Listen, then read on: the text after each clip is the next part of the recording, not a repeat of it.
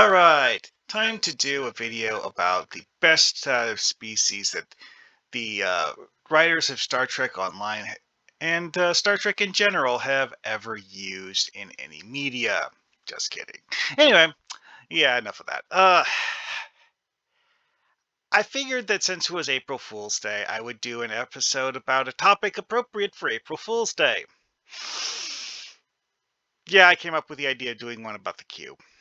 Why? Because of the fact that the Q are one of the races in Star Trek that has the most potential for just going completely outside what you consider normal for the universe. And in Star Trek Online, they have this whole thing called Q's Winter Wonderland, where you just look around at a entire fictional world that inside the computer game Star Trek Online is in universe fictional because it's all just Q's imagination taking form. Oh, and it's not even the John Delancey Q, it's the Q Junior Q doing it, so it's a bit different from the way that the John Delancey Q would do things and is more like a child trying to understand humanity. Which is one of those things where it's like, the original concept of the Q was loosely defined, and not even the first time that Star Trek has gone with seemingly um, limitless powered beings. Quite frankly, TOS did that several times. Trelane eventually got retconned into being a Q.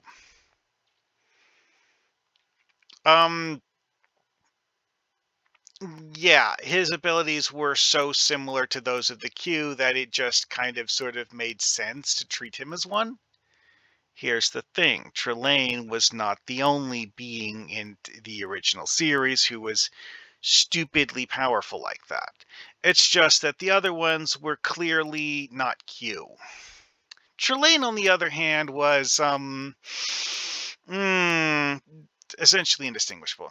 Some sources claim that Vadia 9 is the actual homeworld of the Q from back when they were humanoids and before they figured out how to make themselves into, well, the Q. Yeah. This is one of those things where I just kind of like wonder, it's like, if that is actually true, then why does it look like this? Why do they leave it like this? Then again, um, given how in Voyager they reveal that the majority of the Q race are beings who are so bored with the reality of existence that they don't care about anything and they just sit around staring at the universe. Well, them not caring about their home world, yeah, kind of works. Anyways, but yes, like the weird nonsense that the Q have gotten up to over the years, just like completely off the deep end, and half of it is retcons. That's one of the other things about this that annoys the crap out of me is that, like Trelane, like, oh, he wasn't he okay, things about Trelane that made people think he was probably a Q in TNG time is that the plot with Trelane revealed that Trelane was not a unique entity and that Trelane had parents who were beings with a far greater power level than his. Like, as powerful as he was not omnipotent. He had very visible limitations. And his parents, well, didn't have the same limitations he did. But that would imply that his parents were functionally omnipotent, much like the Q are. So, yeah. Anyway, though, various Q doing Q things for Q reasons. Um, that's actually one of the things I dislike about them is the whole like concept of Q things for Q reasons depends on which writer is currently writing the Q. See, in TNG, the episode with Q2, which was my favorite Q episode ever,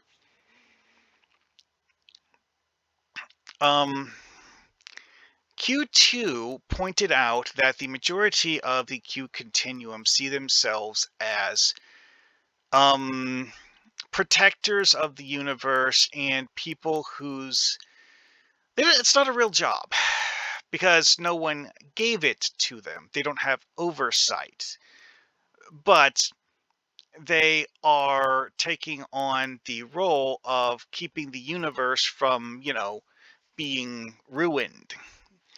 They don't want to use their powers willy-nilly because that would damage the universe. Although, whether or not this is something where they are treating the universe like a collection of action figures and they don't want to break the action figures versus,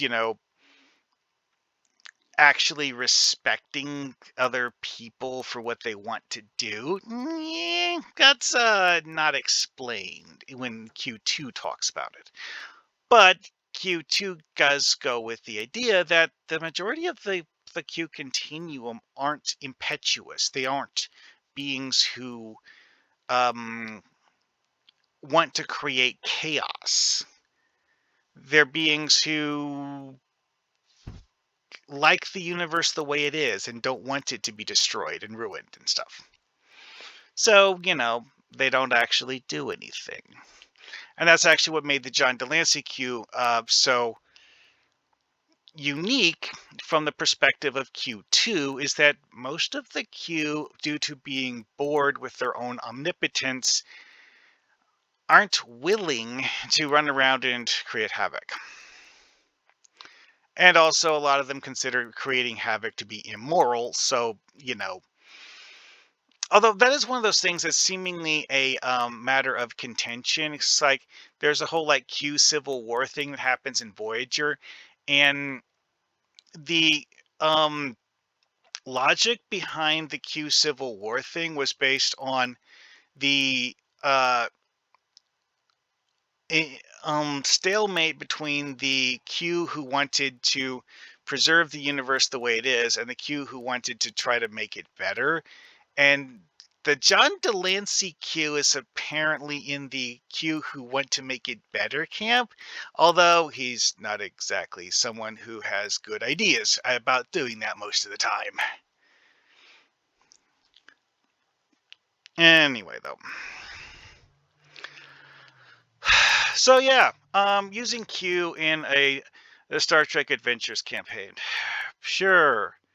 Do you want to banish the party to a candy-filled hellscape and force them to eat their way out of the candy hell to survive? I mean, you could do that. Would the players like that?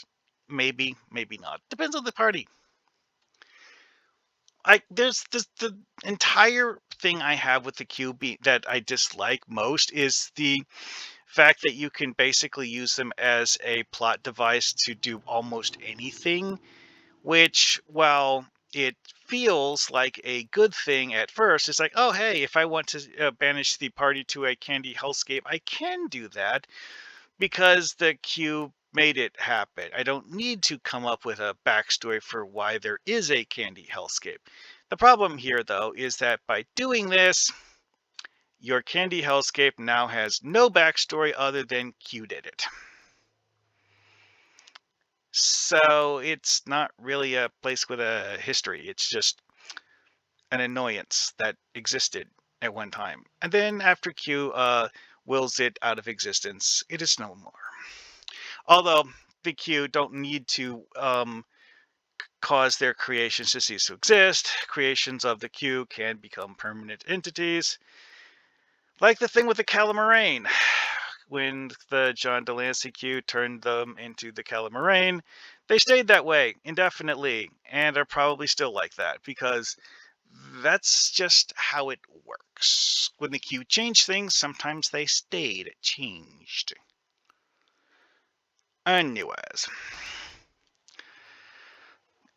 that is also one of the things about the Q that's annoying is that whether or not that their pranks are ephemeral or if they're permanent changes to reality is entirely up to the writer. Which, again, while at first glance that seems like a good thing, it also means that players aren't going to trust things made by the Q to actually, be there later. Because, like I was saying earlier about the Q just like snapping things out of existence, it's like they do that a lot. Like creates like Q creating a mariachi band to make music on command, and then poof, gone. It's an example of something that you wouldn't expect to have any sort of object permanence, but given the nature of the Q, that can happen with anything they create. And if your players know that, well, yeah. It's a NPC you expect to be a, are planning to be a trusted confidant and important story NPC, they might just walk around them because like, oh, it's a Q hallucination. Never mind. Let's go find something that's actually worth looking at. Players might do that just because of the fact that being a creation of the Q, things are just kind of perceived as being um, tainted isn't the right word. Potentially ephemeral. Yeah, let's go with that one.